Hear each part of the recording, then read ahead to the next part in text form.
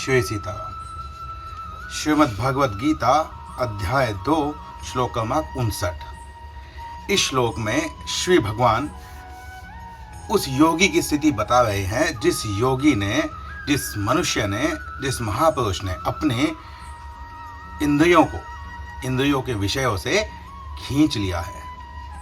परंतु भगवान यहाँ पर उस योगी और एक रोगी दोनों का भेद बता रहे हैं, क्योंकि जो योगी होता है वह अपनी इंद्रियों को विषयों से हटा लेता है, जबकि एक रोगी जो होता है वह अपनी इंद्रियों को विषयों से हटाने के लिए मजबूर होता है। परंतु यहाँ पर क्या उन दोनों में भेद है, क्योंकि इंद्रियों को विषयों से तो दोनों ने ही हटा लिया है, परंतु फिर भी उनमें एक मूल भेद है। वह भेद इस श्लोक में भगवान बतला रहे हैं। श्लोक इस प्रकार है, विषया विनिवर्तन्ते निवाहावस्य देहिनः रसवर्ज्यं रसोपस्य परम दृष्टवा निवर्तते। यहाँ पर भगवान कहते हैं विषया विनिवर्तन्ते, विषयों से इंद्रियों को हटा लेना, निवाहावस्य देहिन, जो इंद्रियों का आहार है। अब इंद्रियों का आहार क्या है? जो घ्राण इंद्रिय है वो सूंघती है, वह उसका आहार है। जो नेत्र इंद्रिय है वह देखती है, वह उस इंद्रिय का आहार है। जो श्रोत्र इंद्रिय है वह सुनती है, ध्वनि जो है वो उसका आहार है। इसी प्रकार सभी इंद्रियां जो हैं उनके जो विषय हैं वह उनके आहार हैं। तो भगवान यहाँ पर कहते हैं कि जो देही है, जो शरीरी है, वह अर्थात मनुष्य अपनी इंद्रियों को विषयों से हटा तो लेता है, परंतु रसवर्ज्यं रसोपस्य, परंतु जो उसका रस है, जो उसकी रुचि है, जो उसकी आसक्ति है,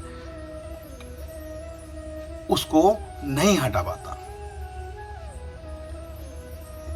वह कब हटती है? जब भगवान परम दृष्टवा निवर्तते, अर्थात जो परम तत्व, परम ईश्वर भगवान हैं, जब वह दिखाई देते हैं, जब उनका दर्शन होता है, तब उन विषयों से जो आसक्ति है वह समाप्त हो जाती है।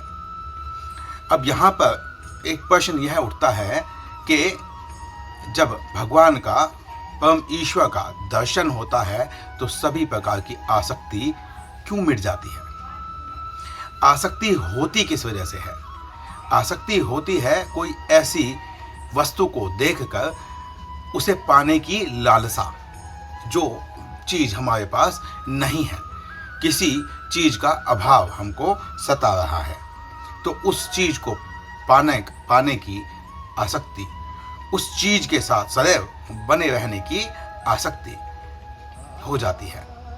उसका जो रस है, जो हमने कुछ अच्छा खाना खाया, स्वाद जो है उसका हमारे मन में रच बस गया है, जब वह भोजन कहीं बन रहा होगा तो उसकी जो खुशबू है वह जब आएगी तो उस स्वाद का रस फिर से स्फुरित होगा और हमारी आसक्ति उस भोजन की तरफ चली जाएगी।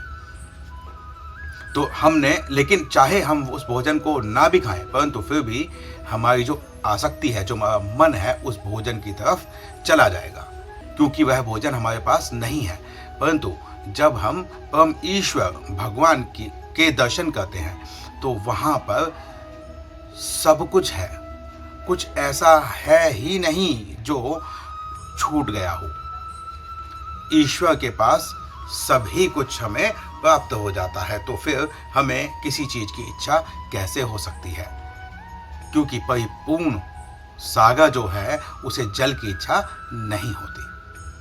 उसी प्रकार से भगवान के दर्शन होने पर विषयों में जो रस होता है, वह रस की जो आसक्ति है वह स्वतः ही छूट जाती है। अब यहाँ पर हम यह कहते हैं कि एक योगी जो विषयों से अपने आप को हटा लेता है अपनी भगवान की परम प्राप्ति के लिए, उसी प्रकार एक रोगी जो होता है उसकी इंद्रियां धीरे धीरे काम करना बंद कर देती है, अपना आहार लेना बंद कर देती है, विषयों में जाना बंद कर देती है। परंतु जो रोगी होता है उसका मन उस रस की तरफ आसक्त रह सकता है।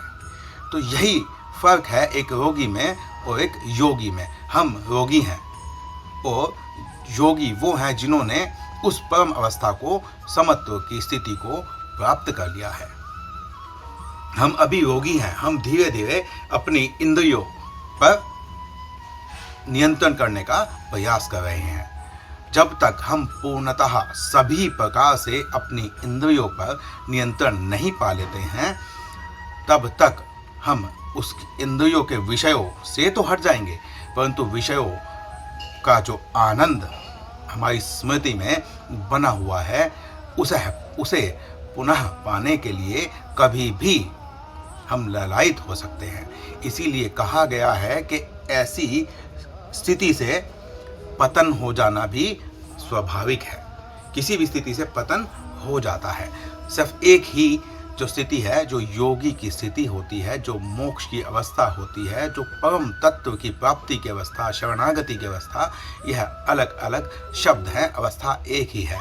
इस अवस्था से कभी पतन नहीं होता, इसलिए कहा जाता है कि वहां से कभी जन्म नहीं होता, क्योंकि परिपूर्ण को प्राप्त कर लेने के पश्चात कोई इच्छा शेष रहती ही नहीं।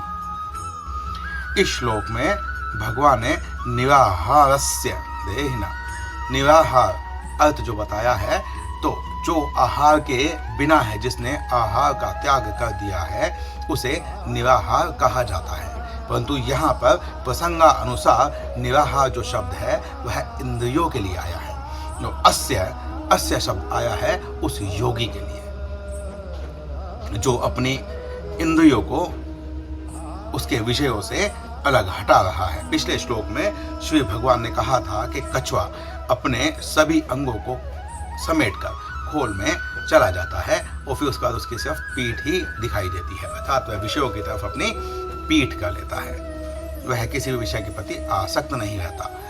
परंतु जो विषय का रस है, जो भोजन का स्वाद है, जो अच्छे अच्छे दर्शन करने की नेत्र की जो लालसा है, जो अच्छी अच्छी खुशबू सूंघने की घ्राण इंद्रिय जो है उसका आहार है, श्रोत इंद्रिय जो है वह अच्छी अच्छी बातें अपनी प्रशंसा सुनना चाहते हैं, तो यह सब उसके आहार है। और उन आहारों से निराहार कर देना, उन आहारों को ग्रहण ना करना और उसके रस से भी निवृत्त हो जाना, वो तभी हो सकता है जब परमेश्वर भगवान के दर्शन होते हैं। इस श्लोक में इतना ही। मिलते हैं अगले श्लोक में, अगले वीडियो में। शिव सीता।